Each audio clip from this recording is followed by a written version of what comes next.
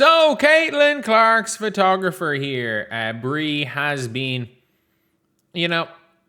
she's been in the news recently.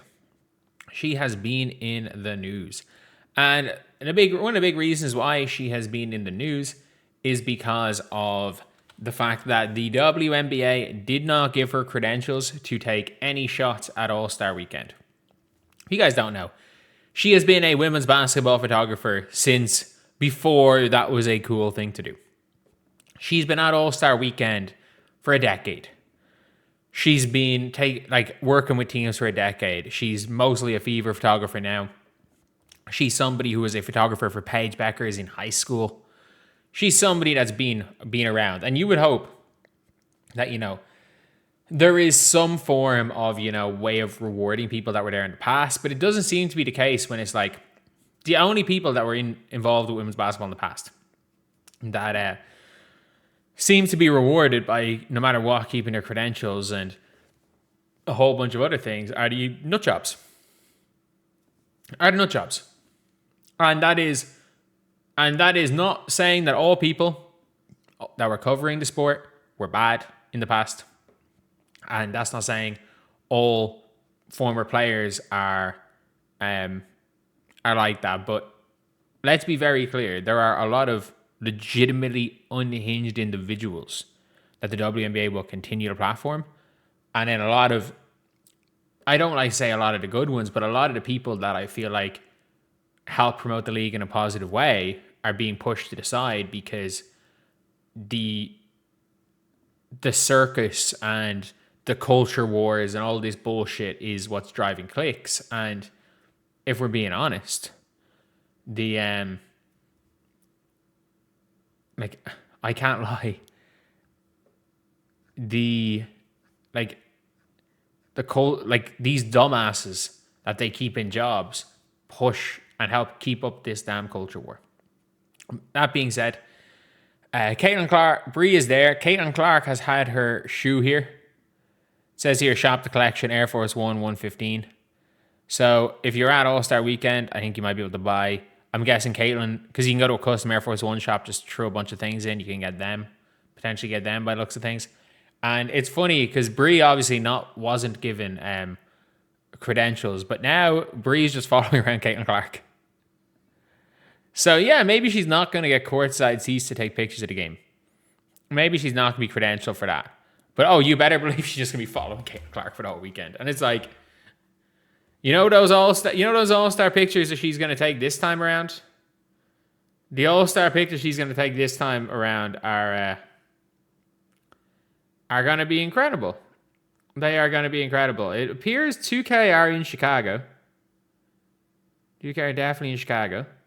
But I'm guessing for, D-Rose and Caitlin Clark being there. So you might see some 2K stuff around Angel, or not Angel Reese, she's around Caitlin Clark. But yeah, it is. This is a genuinely funny scenario all around because I'm like, it is just one of those things where a lot of the time I always feel like when a league is trying to fuck you over, in whatever way that is, and you basically go back and say, whether it's a league or a company, and say, I don't need your specific credentials. I don't need your approval. I'm going to do my own shit. And I can guarantee you some of the photos that she ends up taking, some of the stuff she ends up taking, it's going to absolutely further her career. I can almost guarantee you this specific scenario here is going to further her career. And again, I always joke with 2K about 2K, but it's like short term, especially for me. Like I had my greatest ever 12 months on YouTube right after 2K. Basically, we're like, yeah, we're cutting all ties with you, and they sent me an email basically being like, stop playing the game, and somebody had let it slip that they were like, yeah, you need 2K, you're not going to do anything, which is why I had my best year and a half ever immediately after saying that I needed that company. And then when I left 2K, I then had my second best year ever on Mick Talks Hoops and spent the whole time being like, fuck 2K. But yeah, look, it's good to see. It is good to see Bree still being involved in All-Star Weekend. It's a shit one that she didn't get credentials. But at the end of the day, look, I'm not saying she's going to be anti-WNBA or anything. I'm just saying in the general public, there is going to be an outpour of support for Bree because of this. And that is a huge positive thing. That's what you want to see. Like, if you're good at your job, in the case Bree is, she takes good photos, and more importantly, the players like her. So they'll gladly, as one of the things of being photographers, like you've got, like having a good relationship with players definitely helps in most scenarios. And even still, you've got Scott Agnes here. The Fever are like, fuck you. Scott Agnes is there at fucking practices.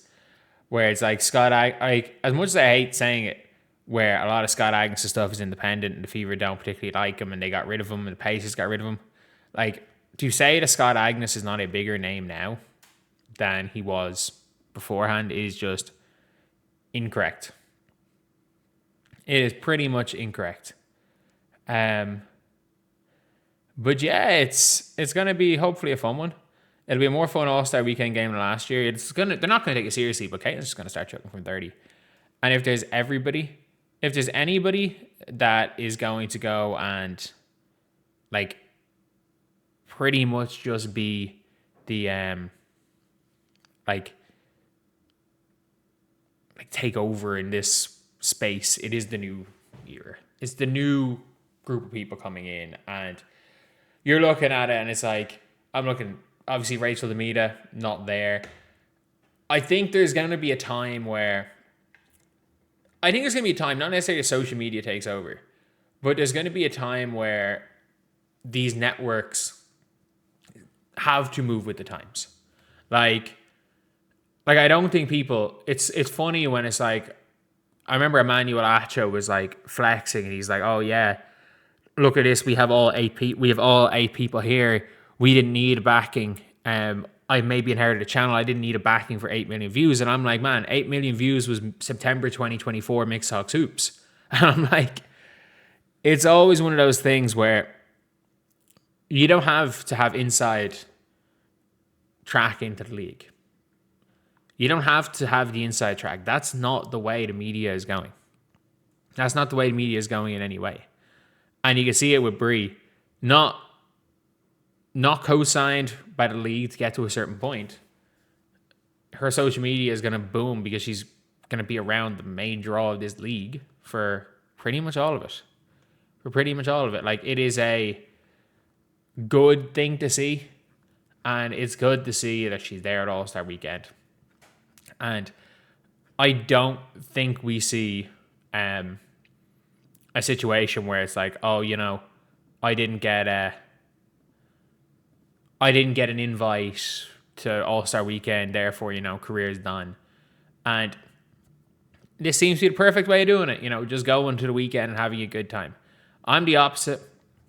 Like, in any scenario when big companies kind of, not fucked me over, but have been like, yeah, we have we don't want anything to do with you. I use that as a chip on my shoulder. But I'm in a very, very different position. Like, in my field of work, having a chip on my shoulder was a good thing. Like, the reason I've succeeded in my field is because for large chunks of my career, I've had a chip on my shoulder. And it makes me work harder, but it's good to see Bree there. It is good to see Bree there. And thank you guys for attending my TED Talk about how how the media landscape is changing, and how big corporations like the NBA, WNBA, and stuff, as much as they want to control the media, they do not. Like, people have the power for the media. Platform, they're not the that is not the platform anymore, or the platform. It's not the only platform anymore. And also, thank you to my TED Talk of me being in a not too dissimilar situation based on our fields, and how you can absolutely, if you've been fucked over and people know you've been fucked over by the entity that believes they control everything, and you're still killing it, yeah, people will always rally around you. But anyway, I'll see you guys.